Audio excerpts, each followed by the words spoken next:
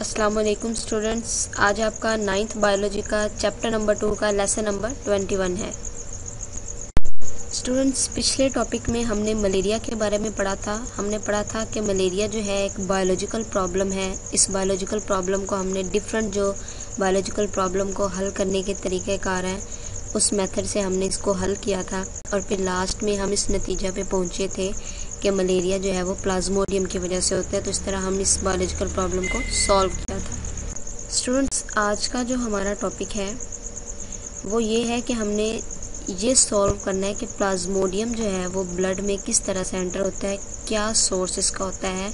एक malarial patient में जो प्लाज्मोडियम है वो किस तरह से एंटर होता है, ये हमने आज के टॉपिक में पढ़ना है और इसे हमने एज अ बायोलॉजिकल प्रॉब्लम के तौर पे हमने यहाँ पे लेना है। स्टूडेंट्स, बायोलॉजिकल प्रॉब्लम को हल करने का जो दूसरा स्टेप है वो है ऑब्जर्वेशन, मुशाहिदात करना। उस वक्त मलेरिया के बारे में कौन कौन से ऑब्जर्वेशन किए जा चुके थे कि मलेरिया जो है और मार्शी एरियाज़ यानी जो दलदली जगहें हैं उनका कुछ ताल्लुक़ है। और दूसरा ये ऑब्ज़र्व किया गया कि मार्शी एरियाज़ का पानी पीने से मलेरिया नहीं होता, कि अगर हम मार्शिस का दलदली जगहों का पानी पिया कुछ वॉलंटियर्स ने, उन्हें मलेरिया नहीं हुआ। तो ये ऑब्ज़र्व किया जा चुका था कि मलेरिया और मार्शी एरियाज़ का कुछ ताल्लुक़ है, लेकिन मार्शी एरियाज़ का पानी पीने से मलेरिया नहीं होता। तो ये दो ऑब्जर्वेशन की जा चुकी थी। Students, A.F.A. किंग एक फिजिशियन थे। 1883 में इन्होंने जो ऑब्जर्वेशंस की 20 के करीब इनकी ऑब्जर्वेशंस थी, जिनमें से 3 जो थी इम्पोर्टेंट ऑब्जर्वेशंस थी वो ये थी। इन्होंने कहा कि जो लोग बाहर सोते हैं उन्हें मलेरिया के चांसेस ज़्यादा हैं और जो लोग अंदर सोते हैं उन्हें मलेरिया कम होता है। ये इनकी पहली ऑब्जर्वेशन थी। दूसरा, इन्होंने कहा कि जो लोग नेट में सोते हैं उनको मलेरिया कम होता है और जो लोग नेट के बाहर सोते हैं यानी नेट इस्तेमाल नहीं करते तो उन्हें मलेरिया के चांसेस ज़्यादा होते हैं। ये इनकी ऑब्जर्वेशन थी। तीसरी, इन्होंने ऑब्जर्वेशन की कि जो लोग धुएं के करीब सोते हैं उन्हें मलेरिया नहीं होता, क्योंकि जाहिर सी बात है धुएं के करीब जो है वो मच्छर मर जाएगा, ठीक है, तो उससे जो है मलेरिया नहीं होगा। ये इनकी 3 इम्पोर्टेंट ऑब्जर्वेशंस थी मलेरिया के मुताबिक। इन ऑब्जर्वेशंस की बेस पे A.F.A. किंग ने जो हाइपोथेसिस बनाया वो ये था कि मॉस्किटोज प्लाज्मोडियम जो है ये ट्रांसमिट करते हैं और यही मलेरिया के फैलाव की वजह है, ठीक है। ये इनकी हाइपोथेसिस थी जो उन्होंने ऑब्जर्वेशन की बेस पे बनाई। क्या हाइपोथेसिस थी कि मॉस्किटोज प्लाज्मोडियम ट्रांसमिट करते हैं, मुंतकिल करते हैं, जो कि मलेरिया के फैलाव की वजह है। और इस हाइपोथेसिस के बाद जो डिडक्शन बनाएगी, डिडक्शन क्या बनाएगी, if mosquitoes are involve in the spread of malaria, कि अगर मच्छर जो है मलेरिया के फैलाव में इन्वॉल्व हैं, then plasmodium should be present in mosquitoes, तो प्लाज्मोडियम जो कि मलेरियल पेशेंट में पाया जा रहा है तो वो मच्छरों में मौजूद होना चाहिए, ठीक है। यानी डिडक्शन क्या बनाएगी कि अगर मच्छर जो है वो मलेरिया फैला रहे हैं तो प्लाज्मोडियम मच्छरों में मौजूद होना चाहिए। ये डिडक्शन थी।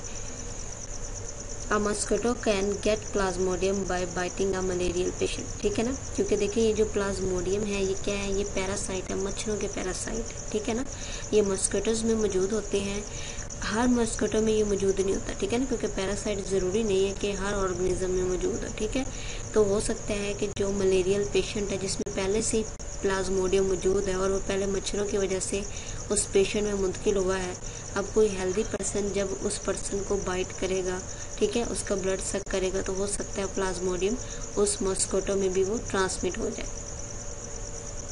स्टूडेंट्स, उसके बाद एक्सपेरिमेंटेशन का प्रोसेस आ जाता है। तो एक्सपेरिमेंटेशन जो है तजर्बात करना, इसमें एक जो फिजिशियन थे, आर्मी फिजिशियन रोनाल्ड रॉस, 1880 में इन्होंने एक इम्पोर्टेंट एक्सपेरिमेंट किया।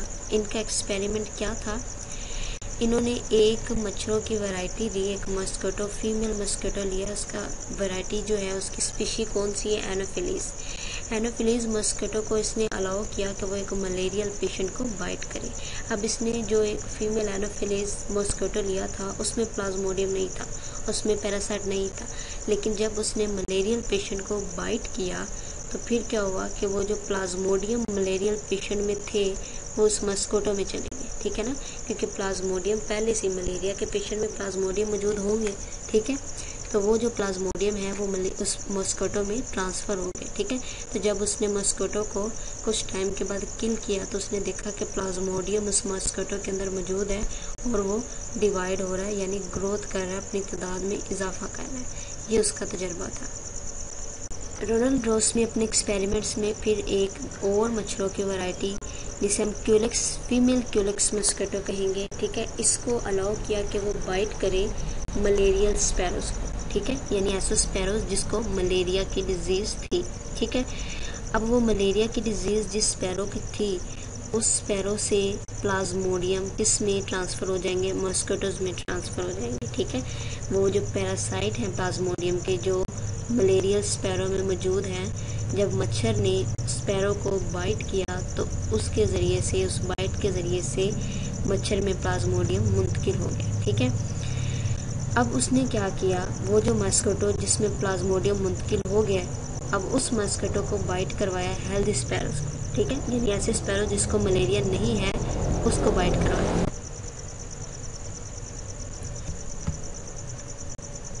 अब जो मस्कीटो है वो इन्फेक्टेड हो गया, क्योंकि इसने मलेरियल स्पैरो को जब बाइट किया तो बाइट करने से जो स्पैरो में जो प्लाज्मोडियम था वो इसमें मुंतकिल हो गया, मस्कीटो में मुंतकिल हो गया, तब हम उस मस्कीटो को इन्फेक्टेड मस्कीटो कहेंगे।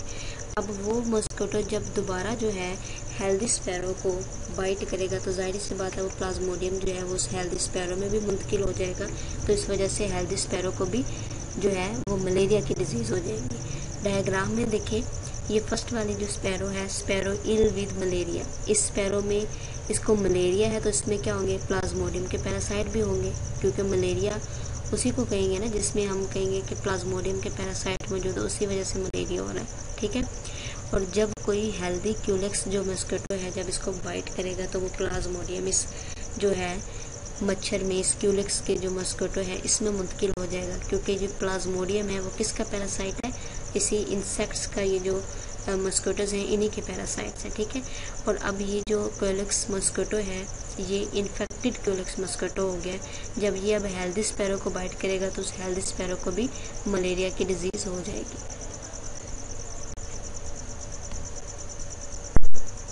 स्टूडेंट्स 1898 में ये कंफर्म करने के लिए कि वाकई ही प्लाज्मोडियम जो है वो मच्छरों से फैलता है और प्लाज्मोडियम ही मलेरिया के फैलाव की वजह है, ह्यूमंस के ऊपर भी एक्सपेरिमेंट किए गए। जिस तरह हमने एक्सपेरिमेंट्स में रोनाल्ड रॉस ने चिड़िया को यूज़ किया, इसी तरह ह्यूमंस को भी एक्सपेरिमेंट्स में यूज़ किया गया, ठीक है। देखिए इसमें एनोफिलीज जो है ये एक मच्छर की किस्म है मस्कीटोज की, ठीक है। जब एनोफिलीज ने एक मलेरियल पेशेंट को बाइट किया तो वो जो प्लाज्मोडियम था वो एनोफिलीज जो मस्कीटो था उसमें मुंतकिल हो गया, ठीक है। और फिर अब ये जो एनोफिलीज मस्कीटो है ये इन्फेक्टेड हो गया, अब इसमें प्लाज्मोडियम मुंतकिल हो गया। जब ये एक हेल्दी पर्सन को बाइट करेगा ये वाला मस्कीटो, ठीक है, तो उस हेल्दी पर्सन में भी अपना जो प्लाज्मोडियम है वो ट्रांसफ़र कर देगा, इस तरह उस हेल्दी पर्सन को भी जो है मलेरिया की डिजीज़ हो जाएगी, ठीक है। इस तरह एक्सपेरिमेंट्स के ज़रिए से ये साबित कर दिया गया कि मलेरिया जो है वो मस्कीटोस के ज़रिए से फैलता है, ठीक है। मस्कीटोस में जो प्लाज्मोडियम होते हैं, जो इनके पैरासाइट्स हैं, वो जो है उसकी वजह से मलेरिया होता है, ठीक है। स्टूडेंट्स आज आपके टॉपिक में जो इम्पोर्टेंट शॉर्ट क्वेश्चन बन रहा है वो कौन सा है, AF एकिंग के ऑब्जर्वेशंस कौन कौन से हैं। ये AF एकिंग के जो हमने आज ऑब्जर्वेशंस 3 इम्पोर्टेंट पढ़े हैं ये आप अपनी नोटबुक पे राइट करेंगे, ठीक है। और लॉन्ग क्वेश्चन जो इम्पोर्टेंट बन रहा है रोनाल्ड रॉस के एक्सपेरिमेंट्स बन रहा है और ये पेपर में भी रिपीट हो रहा है, ठीक है। तो आपने ये अच्छे से ये क्वेश्चन जो हैं वो कर लेने हैं और अपने होमवर्क में आपने ये लिखने भी हैं। स्टूडेंट्स नेक्स्ट हमारा टॉपिक होगा थ्योरी, लॉ एंड प्रिंसिपल के बारे में। थ्योरी किस तरह से बनती है, लॉ और प्रिंसिपल किस तरह से बनते हैं, इंशाल्लाह हम नेक्स्ट लेक्चर में डिटेल में पढ़ेंगे।